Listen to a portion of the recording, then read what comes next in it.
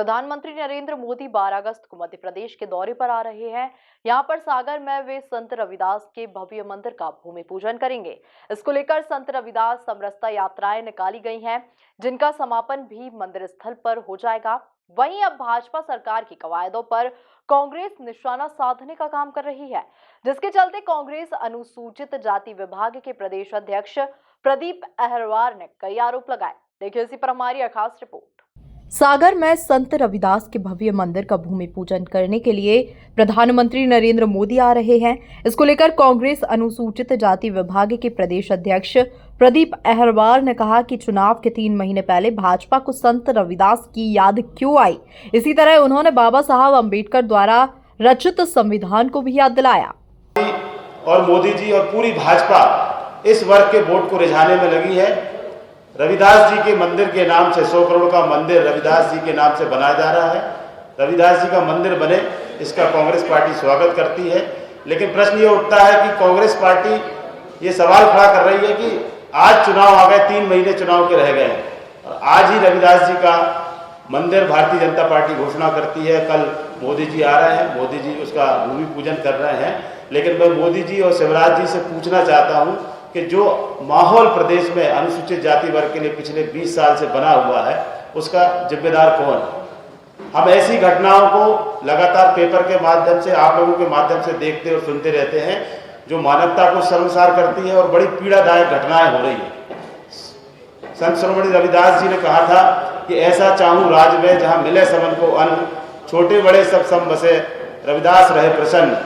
आज भारतीय जनता पार्टी की सरकार में हमारे वर्ग के लोगों के लिए, अनुसूचित जाति वर्ग के लोगों के लिए जो समता, न्याय और बंधुत्व की बात बाबा साहब अम्बेडकर के संविधान में की गई, लेकिन उसकी धज्जियां उड़ाते हुए इस वर्ग के लोगों को गोलियां मिलती हैं।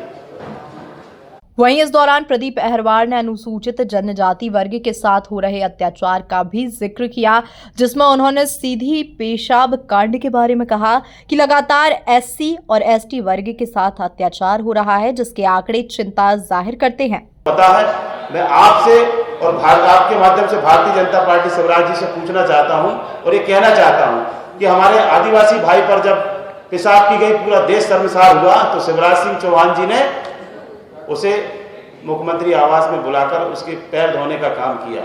जब छतरपुर में एक अनुसूचित जाति वर्ग के युवा के चेहरे पे मल लगाया, उसके परिवार ने मांग की थी कि शिवराज जी आए और हमारे चेहरे को धोने का काम करें।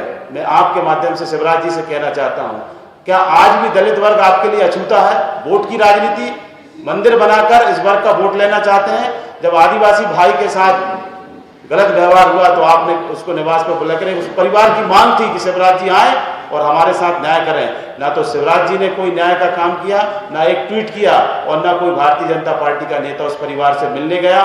शिवपुरी में भी एक अनुसूचित जाति वर्ग के भाई को उसका मुंह काला करके गले में माला डालकर उसका मल खिलाने का काम हुआ। ऐसी घटनाएं इस सरकार में देखने और सुनने को हमें मिल रही है, जिससे मानवता शर्मसार हो रही है।